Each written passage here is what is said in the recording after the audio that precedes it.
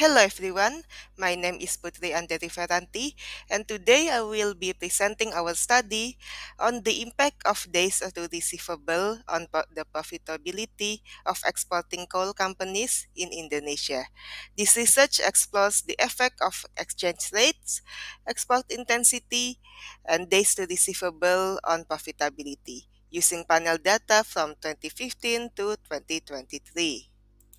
Me and my co-author Anton Hindardjo are from Universitas Mercubuana Indonesia using penelitian internal Muda tahun 2024. This study examines whether export intensity and exchange rates influence the impact of days to receivable of DTR on profitability. We conducted interaction analysis that revealed the positive effect of receivables on profitability diminishes with higher exchange rates. However, the interaction between DTR and export intensity does not significantly affect profitability. This finding suggests that Indonesian coal companies should consider more flexible trade credit policies, especially during times of rupiah appreciation. So let's begin by discussing the importance of working capital management. One critical component is the management of days to receivable or DTR, which measures how long it takes for a company to collect its receivables. A shorter DTR improves cash flow, allowing the business to reinvest more quickly and reduce its reliance on external financing. However, extending DTR can offer customers more flexible payment terms, strengthening relationships and boosting competitive advantage. Previous studies have consistently supported the idea that a shorter receivable collection period is linked to higher profitability. For example, Aldobrani et al. In 2022 and Jacob et al. In 2021 found that shorter DTR leads to improved profitability. However, the situation seems different for Indonesian coal companies. A study by Ruslan and Nugroho in 2022 found a positive relationship between longer DTR and profitability. This difference suggests that industry-specific factors might play a role. In the coal sector, companies tend to shorten trade credit policies during period of economic growth and extend them during economic downturns, according to Maria Jasperka in 2020, which is crucial for managing liquidity in capital-intensive industries. The relationship between DTR and profitability can also be observed by the Indonesian coal industry, where changes in average yearly DTR tend to oppose the growth of global coal prices as seen here.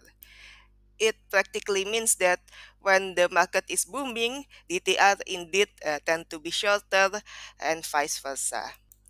While managing receivables is crucial, exporting coal companies face unique challenges compared to domestic ones, since coal companies and their buyers are often located in different countries. When they do export to global market, the collection risks are higher. Varying economic conditions and longer, more complex shipping processes can lead to delays or increased costs. Currency fluctuations or transfer risk can also devalue the receivables collected, adding further complexity. Though in essence, Indonesia is a key player in the global coal market, especially for coal use in power generation.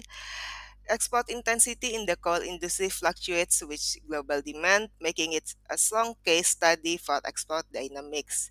As the market conditions shifts, so do export intensities, which presents challenges in managing receivables and profitability.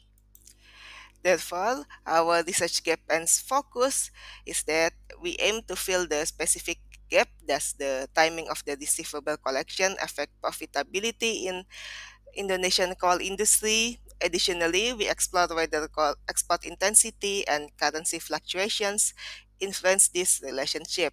These factors expose companies to greater risk, but how they influence profitability is the key question. Economic theory and empirical studies usually suggest that fluctuations in exchange rates, especially the depreciation of domestic currency, can enhance export competitiveness. When the domestic currency weakens, export products become cheaper in global markets, driving up demand and sales. For example, a study in PT Pupuk Sriwijaya Palembang found a positive relationship between the US dollar exchange rate and the company's profitability, and a stronger dollar made Indonesian products more attractive internationally by Asmet L. 2022. Similar results were observed in Bangladesh, where depreciation of the local currency boosted profitability for the exporters by Choi 2020. So the first hypothesis is that exchange rate positively affects profitability because the currency here is measured by how many rupiahs is worth a American dollar. Then export intensity, which refers to the proportion of a company's sales generated from export, is also expected to positively influence profitability. The rationale behind this is that expanding into international markets increases sales volumes and improves operational efficiency. Studies by Abbott in 2011 and Paiva in 2020 highlight that higher export activity, when coupled with favorable exchange rates, can significantly boost profitability. This pattern is observed across various sectors, including the coal industry. However, there are exceptions. For instance, Vietnam's oil and gas industry showed adverse effects of exchange rate fluctuations negatively affected profitability. So our second hypothesis is that export intensity positively affects profitability. Next, let's look at the days to receivable itself, which measures the average time it takes for the company to collect payments. Extended DTR can strain liquidity, which often leads to reduced profitability. This is particularly true in capital-intensive industries like coal. Studies by Sierpinska-Squitz in 2021 and Basijits et al. In 2021 found that longer collection period negatively impacted profitability. However, contrary findings by Ruslan and Nugroho in 2022 suggest that under certain conditions, longer DTRs might actually be beneficial for profitability, possibly due to the ability to maintain long customer relationships. Therefore, our that hypothesis is yes, this receivable negatively affect profitability to fit the more prevalent theory, but we have suspicions that for capital intensive industries like coal probably might have different relationship. We also have operating cash flow ratio here as the control variable to see if it boosts profitability, as to indicate how much money actually can be achieved during that year. One key hypothesis we explored is the effect of days to receivable moderated by exchange rate fluctuations, because firms with long receivables are particularly vulnerable when local currencies appreciate, as this can devalue their foreign earnings. Studies by Adams and Verdelhan in 2022 show that companies with unhedged positions experience profitability declines during such fluctuations. Thus, we hypothesize that DTR, moderated by exchange rate, negatively impacts profitability. So finally, we consider the interaction between export intensity and receivables management. High export intensity, when combined with inefficient receivable management, can harm profitability. While export activities open new markets and increase revenues, delays in collecting receivables can offset this gain. Research by Talukder and Tripathi 2021 and Beloma 2011 indicates that poor receivables management in exporting firms reduces liquidity and undermines profitability, particularly for small, medium, and size enterprises. Though here we kind of focus on the larger companies. We apply specific selection criteria for our sample data.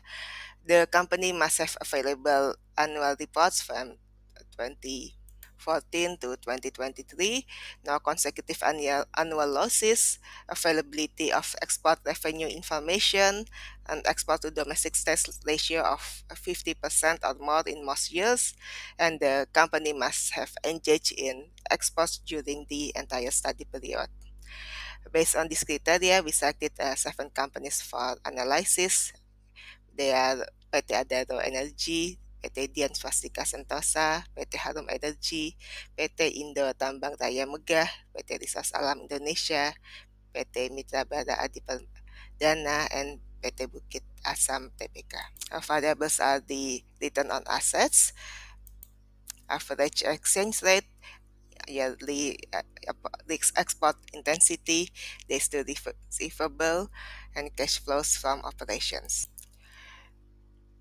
We also conducted several statistical tests to see which effects fits the most, like Langdon multiplier effects, to determine whether random effect model is more suitable than Poole-Torres model. Chow test to test against the fixed effects model or the Poole-LS, and Houseman if to check whether the fixed effects model or random effects model is more appropriate. Here, the dependent variable is ROA, and the independent variables include exchange rate, export intensity, days receivable, cash flow from operations, and the interaction terms between receivables, exchange rate, and export intensity. So the DTR moderated by exchange rate, and also DTR moderated by export intensity. So ROA have the means of 14%, exchange rate is about 13,000, and export intensity is around 74% on average. And from the model test, we decide that random effects model is the most preferred. Let's move on to the regression result. The constant coefficient is significant. The exchange rate is also significant, suggesting a positive relationship. The export also have positive coefficient, but not statistically significant.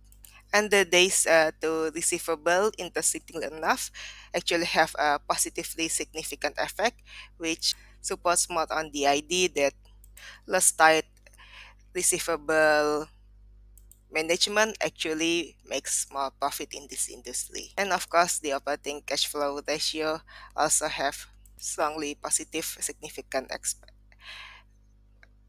effect. And the interaction between these two receivable and exchange rate is negative and significant. This indicates that while longer receivables collections are generally beneficial, their positive impacts on profitability decreases as the exchange rate increases.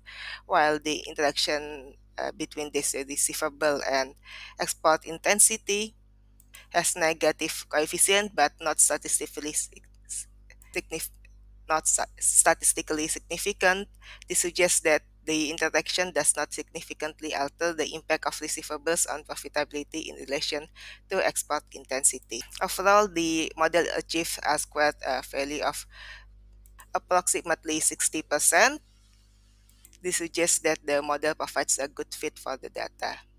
To summarize, the exchange rate positively influenced profitability, which stronger the foreign currency supporting higher returns, and the days receivable have positive effect on profitability, but this effect diminishes as the exchange rate increases.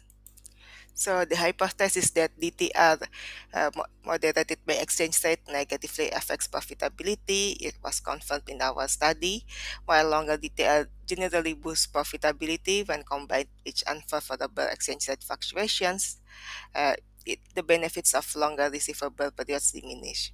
This happens because currency depreciation erodes the value of receivables when they are converted back into weaker domestic currency, reducing the cash inflows and squeezing profit margins. This findings is consistent with the studies of those by Clavero in 2021 and Duman in 2017, which highlight the risk of combining extended credit terms with unfavorable exchange rate movement. while the interaction between DTR and export intensity showed a weak but somewhat negative effect on profitability.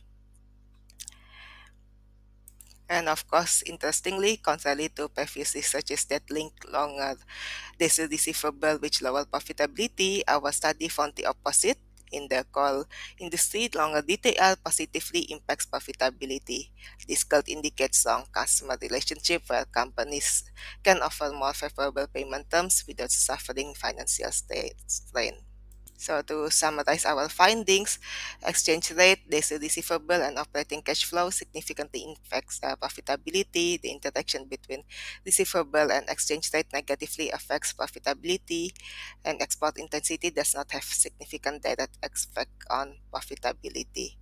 Nor does it significantly moderate the relationship between receivables and profitability. Based on these results, we offer the following suggestion for Indonesian coal companies to adopt more flexible trade credit policies to strengthen customer relationship and enhance profitability, closely monitor exchange rate fluctuations, especially during periods of rupiah depreciation, as this may reduce the benefits of extended credit terms. Therefore, by strategically managing credit policies and exchange rate risk, coal companies can optimize their financial performance and navigate both domestic and international market challenges. Thank you. Thank you for your attention.